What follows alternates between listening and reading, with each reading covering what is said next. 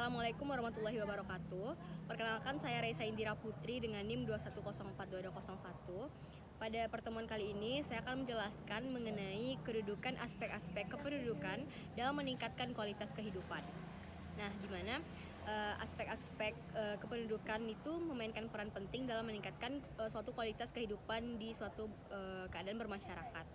Di mana beberapa hal berikut yaitu merupakan kedudukan aspek kependudukan yang berkontribusi pada peningkatan kualitas kehidupan.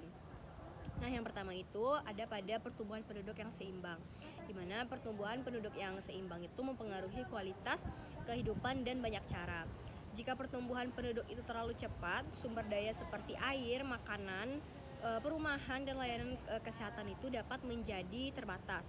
Nah, mengakibatkan tekanan sosial dan ekonomi itu semakin tinggi. Namun, jika pertumbuhan penduduk itu terlalu lambat, dapat terjadi masalah seperti penurunan angkatan kerja, penurunan konsumsi, dan penurunan pertumbuhan ekonomi. Oleh karena itu, menjaga pertumbuhan penduduk yang seimbang itu sangat penting untuk meningkatkan kualitas kehidupan. Berikutnya itu ada distribusi penduduk yang merata, di mana distribusi penduduk yang merata di suatu wilayah atau negara itu juga memiliki peranan penting untuk meningkatkan kualitas kehidupan. Jika suatu penduduk itu terkonsentrasi secara berlebihan di daerah perkotaan tertentu, nah itu kan akan menjadi suatu masalah seperti kemacetan lalu lintas, kekurangan perumahan, dan tekanan pada infrastruktur dan pelayanan publik. Dengan memperhatikan distribusi penduduk yang merata itu dapat mencapai akses yang lebih baik terhadap pendidikan, layanan kesehatan. Berikutnya ada kesehatan dan juga harapan hidup. Nah, di mana aspek kependudukan yang penting itu adalah kesehatan dan juga harapan hidup penduduk. Meningkatnya kualitas dan aksesibilitas layanan kesehatan itu juga termasuk vaksinasi, pencegahan penyakit, dan perawatan medis. Itu dapat meningkatkan harapan hidup dan kualitas hidup secara keseluruhan.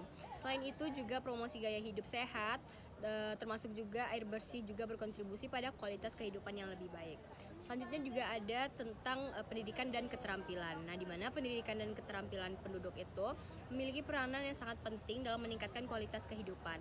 Di mana aspek yang baik terhadap pendidikan berkualitas, mulai dari pendidikan dasar hingga pendidikan tinggi, memberikan kesempatan yang lebih baik dan pekerjaan yang layak dalam pengembangan pribadi.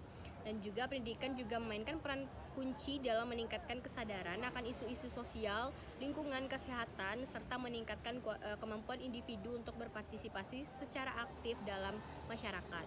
Dan yang terakhir itu ada kesejahteraan ekonomi, di mana aspek kependudukan yang berkaitan dengan kesejahteraan ekonomi itu juga penting dalam meningkatkan kualitas kehidupan, di mana kesempatan kerja yang memadai, pertumbuhan ekonomi yang berkelanjutan, perlindungan sosial, dan pengentasan kemiskinan berkontribusi pada peningkatan kualitas kehidupan penduduk.